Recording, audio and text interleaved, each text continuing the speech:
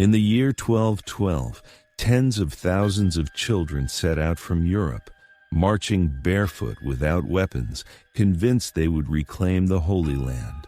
Some believed the seas would part for them. Others thought their innocence would succeed where kings and knights had failed. But what happened next remains one of the darkest mysteries of the Middle Ages. Were they led by visionaries or deceived by charlatans?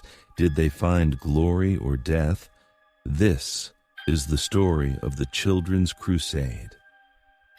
To understand the Children's Crusade, we must go back to the fire that ignited it, the Crusades themselves. In 1095, Pope Urban II called for Christians to seize Jerusalem. Waves of armies, knights, peasants, mercenaries marched east. Some returned with tales of glory, others with scars, but many never returned at all. By the early 13th century, crusading fever had swept across Europe. To fight in the Holy Land was seen as the highest calling, yet the dream kept collapsing. In 1187, Jerusalem fell to Saladin. The Third Crusade, led by kings like Richard the Lionheart, failed to recapture it. And in 1204, the Fourth Crusade turned on Constantinople itself, looting a Christian city instead of fighting Muslims. The crusading movement was tainted. Europe longed for redemption. But who would bring it? Knights had failed. Kings had failed. Perhaps only the pure of heart could succeed. The year was 1212. In northern France, a boy named Stephen of Cloyes claimed he had been visited by Jesus, disguised as a poor pilgrim. Christ had given him a letter ordering him to lead a crusade of children. Stephen's words spread like wildfire. Crowds gathered to hear him preach. Chroniclers say he promised miracles, that the Mediterranean Sea itself would open before them, just as the Red Sea parted for Moses. At the same time, across the Rhine in Germany, another boy, Nicholas of Cologne, rose to fame. He too claimed divine visions. Nicholas preached that children, untainted by sin, would succeed where soldiers had failed. Thousands listened, thousands believed. Whether these boys were visionaries, manipulators, or pawns, we may never know. But their words unleashed a tidal wave of hope, fear, and fanaticism.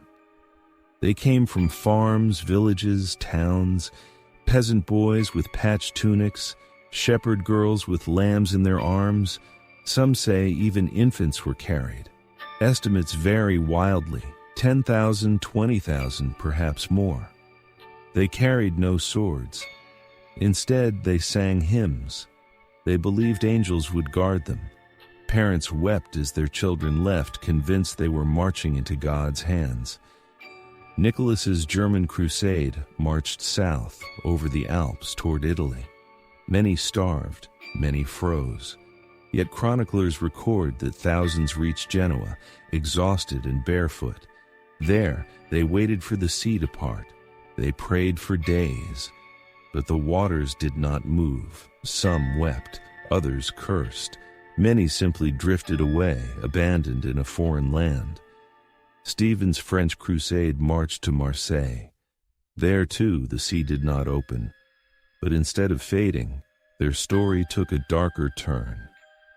In Marseille, merchants offered ships to carry Stephen's followers to the Holy Land, 7 vessels said to be gifts from God. The children cheered, believing their miracle had come. But history remembers a darker fate. 2 of the ships were wrecked in a storm off Sardinia. Hundreds drowned, their small bodies washing ashore. The remaining ships sailed on. Chroniclers whispered that the children were not carried to Jerusalem, but sold into slavery in North Africa. Imagine the horror. Boys and girls who thought they were serving God, instead shackled and sold in markets of Tunis or Alexandria. Some accounts say they lived out their lives as servants. Others, more grim, claim they perished quickly in misery.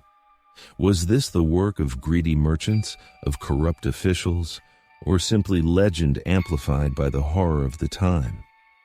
The truth is buried in contradictory chronicles, but the result is the same: innocents devoured. News of the Children's Crusade shocked Europe. Some saw it as a tragedy, a warning against fanaticism. Others twisted it into propaganda proof that even children were more faithful than kings. The Church itself was embarrassed. Pope Innocent III, the same pope who had unleashed the Fourth Crusade against Constantinople, reportedly said, "These children shame us, for they rush where we adults fear to tread."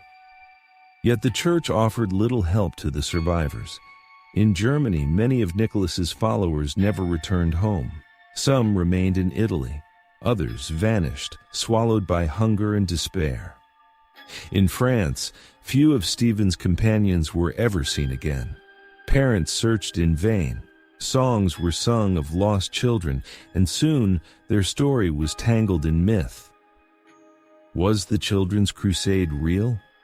Yes, but its scale remains debated. Some scholars believe the children were not literal boys and girls, but poor peasants mocked as naive. Others argue that thousands truly were young, swept into a mass movement of faith and desperation. But in every version, the story is a tragedy.